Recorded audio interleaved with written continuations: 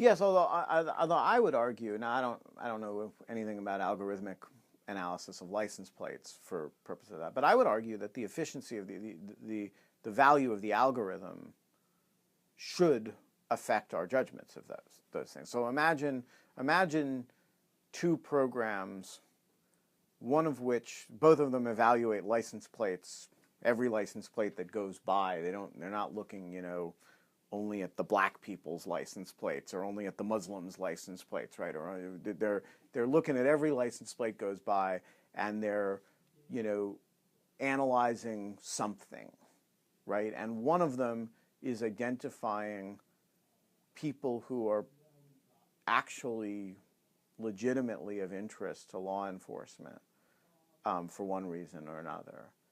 And one of them is of very marginal value, but encumbers them. I mean, what I would say is what the algorithm produces in terms of a viable hit ratio is actually important to the analysis there. This is one of the points of Jack Goldsmith's paper, right? That, if Einstein 3 is identifying genuine cyber threats, well, your constitutional analysis of it is going to be very different. This is also the point of Oren Kerr's paper on, I forget. Use restrictions. Yeah, exactly. How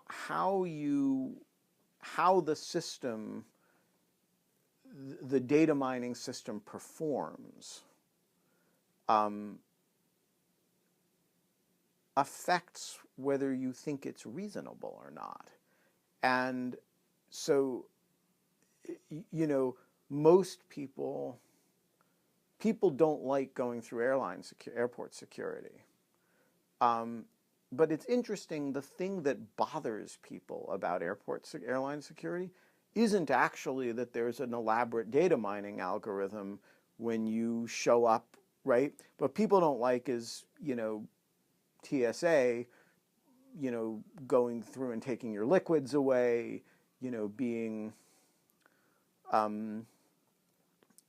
making you go take naked pictures of yourself to get on an airplane. But there's an antecedent thing, which is you give a certain amount of data to TSA when you give it to your airline, and they use that. They do a lot of analysis of that data. Now, people don't like the no-fly lists, and there's probably a lot to be said for those complaints. But, the effectiveness of those algorithms, I would argue, first of all, I think empirically does affect how people feel about them, but I would argue that it should affect how people feel about them. It's improbable in the extreme, to my mind, to think that if we have good ways of using data to think about who we should be worried about, that we're not going to use that data. And so the question really should be, how do we use it? And are we using it in ways that are effective and minimally encumber people's liberty, or are we using it in ways that are ineffective and more significantly encumbers people's liberty?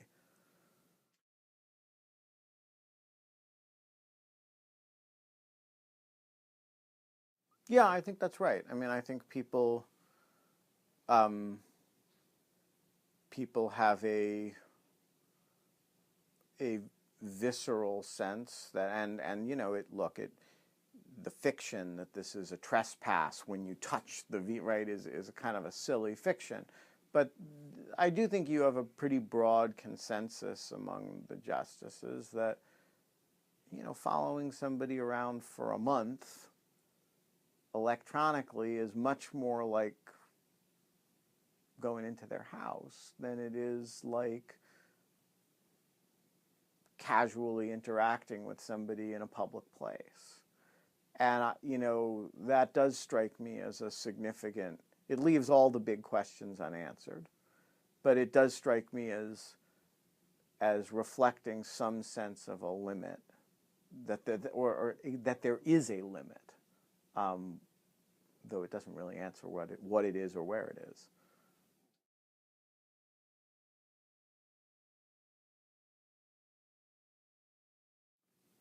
at least to the extent that somebody puts his hand on your car, right? Now, if they simply write to your cell phone carrier and say, give me all his cell site location data for the last month, and they send a subpoena for it, I don't know what the analysis is in that case, right? And it would have exactly the same effect. You know, it would be your location at every minute for the last, you know, X number of days. And it wouldn't raise the same issue because it certainly isn't covered by the Fourth Amendment. And so I don't really know if there's I don't really know if there's a principle there, or if the principle is really to the extent that somebody in the course of following you for a month happens to fondle your car.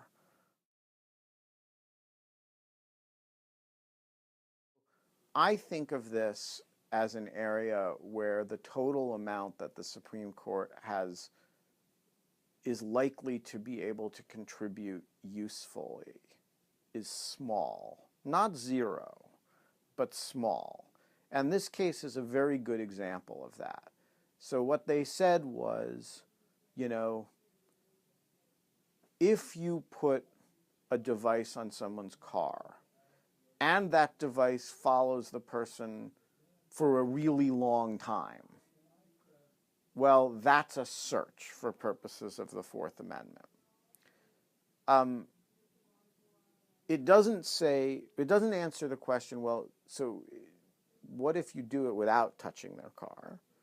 What if it's for a pretty long time, but not a really long time, right? And what if it, you know, gives not everywhere they go, but a lot of places they go. So reports in, you know, once an hour or something, right? It doesn't answer those questions, and it doesn't even really hint at the answer to those questions. And so my point would be, we can kid ourselves that the court over time is going to do more than sort of plant guideposts here. But at the end of the day, the ability to follow a lot of people with perfect efficiency is not a problem the founders thought about. It's not a problem that they could have even imagined. And if you want, we can be informed by their principles in thinking about some problems that they did confront in thinking about it. At the end of the day, we have to come up with an answer to this problem. It's not one, whatever it is, it's not really a search in the sense that the founders meant. It's not rifling through someone's stuff, right? It's not patting somebody down. It certainly isn't a seizure. It's something else. It's something that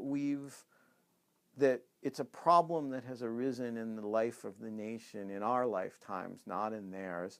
And we should sort of have the guts to figure out what we think about it. I know what I think about it. I kind of know where I would draw the line.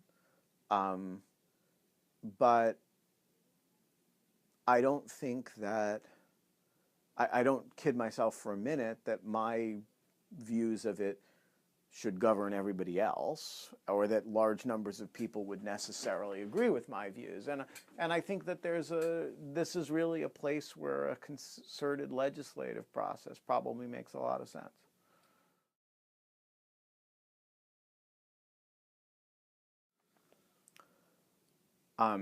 Look, we're not going to sit down over the next couple weeks and come up with a major piece of legislation. The Foreign Intelligence Surveillance Act in 1978 took 3 or 4 years to write. It started working on it in 75, 76, passed in 78. It's required a lot of work since then.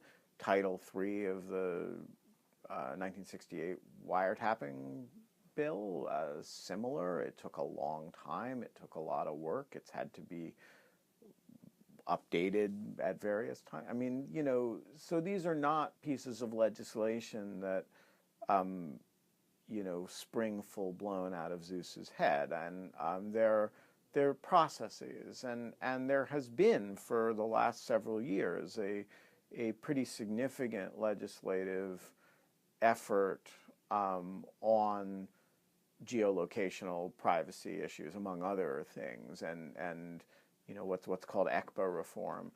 Some of it's, you know, coming to an understanding between the administration and key members of Congress and the advocacy and business groups is a challenge.